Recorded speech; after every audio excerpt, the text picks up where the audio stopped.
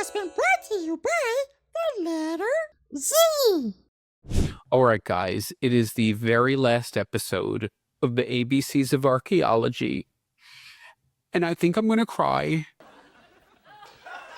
Now I'm getting a little verklempt.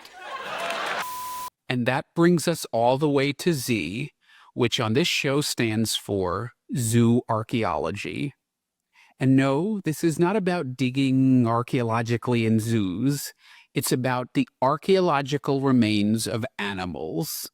Now, I know what you might be thinking. Archaeology is about the study of human societies. Who cares about the animals? And you'd partially be right. If we were primarily concerned with animals, we'd be zoologists. But here on this channel, we're still archaeologists. Be that as it may, in a shameless bid to keep your eyeballs on the screen, throughout this episode I'm going to be showing pictures of cute little cats, because who on the internet doesn't love those? And they are animals and hence would be covered under the topic of zooarchaeology, so I think I can get away with it. Well, actually, for most of the course of archaeology as a discipline, people actually didn't care about the animals.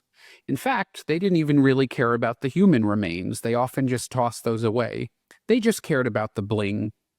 But all this changed in the 1960s with the advent of the newer processual archaeology, which, if you recall, was a much more data-driven approach to the discipline.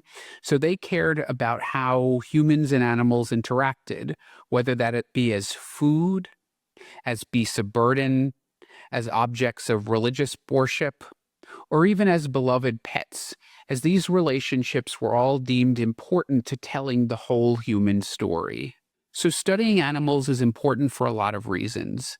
Most obviously, they tell us what our ancestors ate.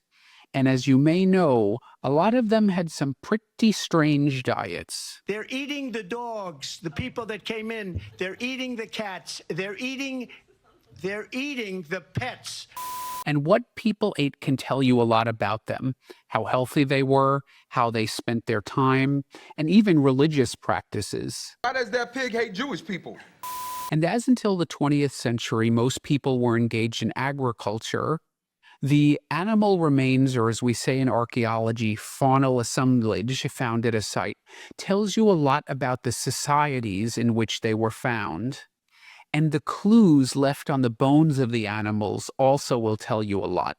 Let's go through some examples. At sites of the Avar or Mongols, both mounted warrior people, you might find the skeletons of very robust horses, which might have some wear marks around the teeth and the jaws due to the frequent use of a bridle.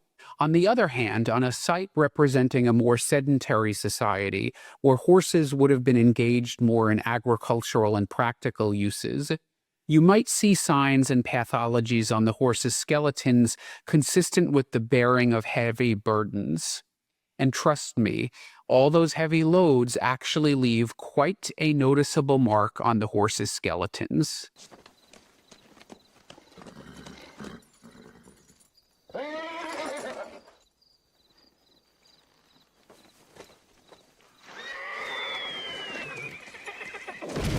In sites of the Yamnaya who were Bronze Age and Neolithic herds people, you'd be likely to find more robust sheep, cows, and goats whose robusticity reflected the nomadic lifestyles during which they traveled long distances.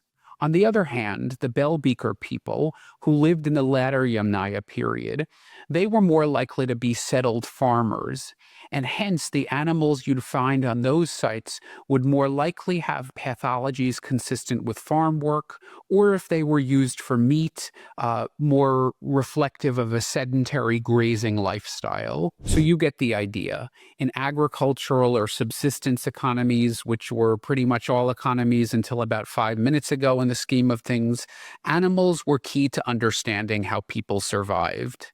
And also, the zoo archaeologists who study this stuff, they can tell you the most incredible things by just looking at the animal bones. In fact, they have such superhuman encyclopedic knowledge of animal skeletons, they can basically tell the difference between a vole, a wood mouse, and a dormouse just by looking at the bones, which can be very important.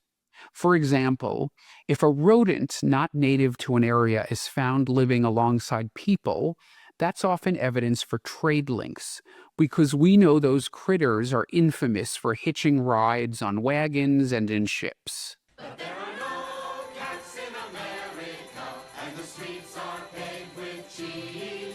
Or suppose you find a non-native rodent living alongside people at a time when a lot of them were dying of illness. Perhaps you have a population afflicted with the plague and the perpetrator. And even if we don't have enough of the remains to identify what type of animal it is, modern techniques, particularly mass spectrometry, can identify the species for you. And we did see that in one earlier story about these ivory rings found in early medieval contexts in England, which were actually proven to come from elephants through mass spectrometry. And even if you're not a specialist, with a little experience, it is easy to tell some stuff. Like, for example, if an animal was butchered for its meat, if it died of some apparently natural cause, or if it was killed but with no apparent reason, which often points to sacrifice and gives you some sense of religious practice. And this latter point is important because on many sites you'll find burnt bones, and you have to look for clues on those bones to figure out if the animals were cooked or did it look like they were just burnt as an offering. And knowing this will tell you about the purpose of that site. So for example, you can see this cow that we found in Dorset.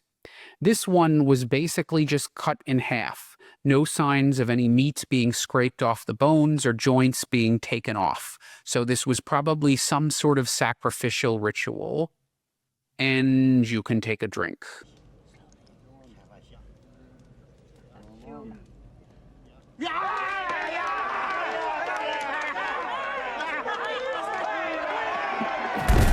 Anyway, I can go on, but the point is you can tell a lot about people from the animal company they keep. Oh, well, I do say. Now there's a fancy breed. Perhaps a little too fancy. As you can tell, this subject is almost endless and can go in so many different directions, so I'm just going to cut it off there. Anyway, that is the end of the ABCs of Archaeology, and Z for Zooarchaeology. Hey, if you like what you heard, give me that thumbs up below, hit that bell to subscribe, or if you want to support more independent archaeology content, consider contributing to my Patreon, where you can enjoy some exclusive members-only benefits and other goodies. Until the next dig.